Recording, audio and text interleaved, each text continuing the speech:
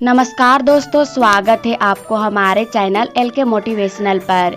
जो भी माता लक्ष्मी की यह कथा सुनता है, माँ लक्ष्मी उसे धन्य धान्य तथा सुख समृद्धि से परिपूर्ण कर देती है।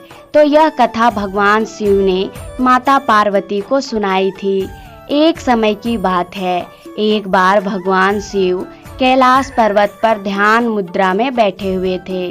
तभी माता पार्वती ने आकर उनसे एक प्रश्न पूछा, प्रभु, आखिर माता लक्ष्मी को घोड़ी बनने का श्राप क्यों दिया गया था? आखिर माता लक्ष्मी को घोड़ी का रूप धारण क्यों करना पड़ा और फिर उन्हें इस रूप से मुक्ति कैसे मिली तथा किस कारण से उनका नाम पड़ा? कृपया आप मुझे विस्तार से संपूर्ण कथा सुनाइए। तब भगवान शिव कहते हैं, हे देवी, आपने उत्तम प्रश्न किया है। आज मैं बताऊंगा कि माता लक्ष्मी को घोड़ी का रूप धारण क्यों करना पड़ा था। शुक्रवार का दिन माता लक्ष्मी की पूजा के लिए समर्पित है।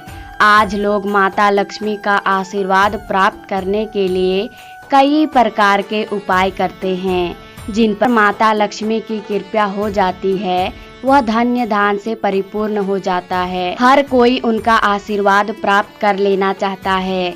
कोई नहीं चाहता कि माता लक्ष्मी उससे नाराज हो। हालांकि एक बार भगवान विष्णु माता लक्ष्मी से नाराज हो गए थे और उनको श्राप दे दिया था।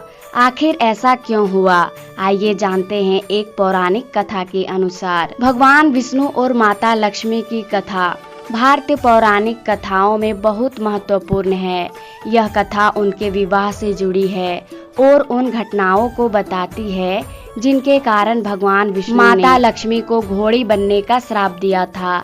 इस कथा के माध्यम से यह संदेश भी मिलता है कि अहंकार और क्रोध में इंसान गलत फैसले कर सकता है, चाहे वह कितना भी महान क्यों ना हो। सृष्टि के पालन करता भगवान विष्णु और धन्य वैभव की देवी माता लक्ष्मी एक दूसरे के पूरक माने जाते हैं।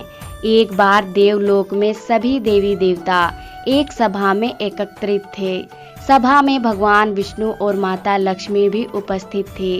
वहां देवर्षि नारद, जो अपने हास्यपूर्ण और नटखट स्वभाव के लिए प्रसिद्ध थे, पहुँचे। सभी का अभिवंदन किया।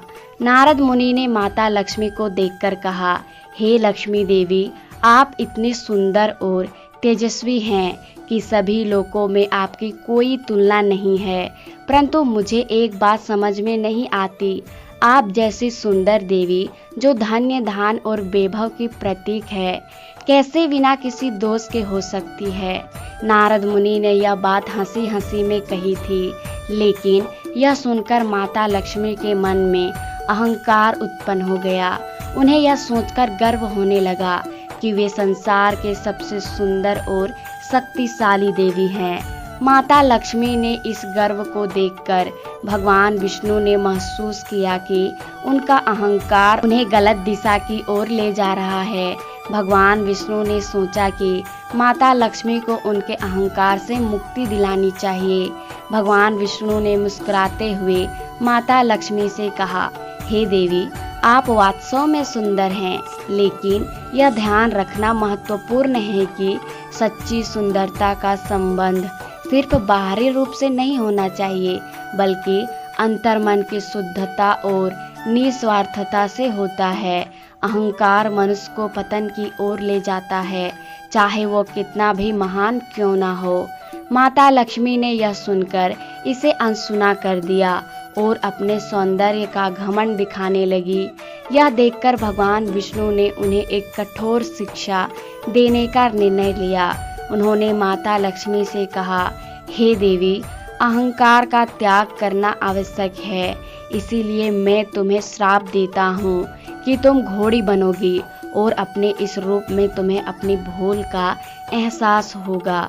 भगवान विष्णु के इस श्राप से माता लक्ष्मी स्तंभ रह गई और उन्हें अपनी गलती का एहसास हुआ।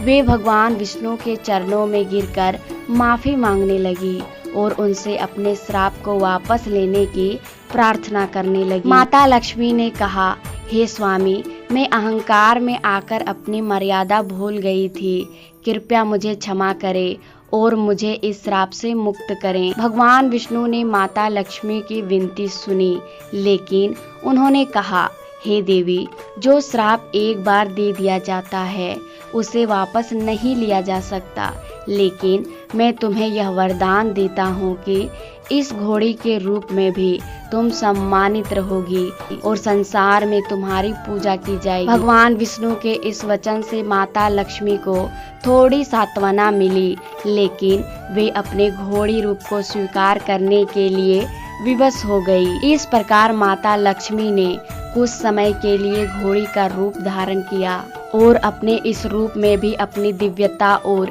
पवित्रता को बनाए रखा। बाद में भगवान विष्णु ने उन्हें उनके घोड़ी रूप से मुक्त किया और पुनः देवी लक्ष्मी के रूप में उनकी स्थापना की। यह कथा हमें यह सिखाती है कि अहंकार चाहे कितना भी छोटा हो, वह मनुष्य या देवता को भी पतन की ओर ले जा सकता है। भगवान विष्णु ने यह सिखाया कि सच्ची सुंदरता और शक्ति विनम्रता और निस्वार्थता में ही होती है।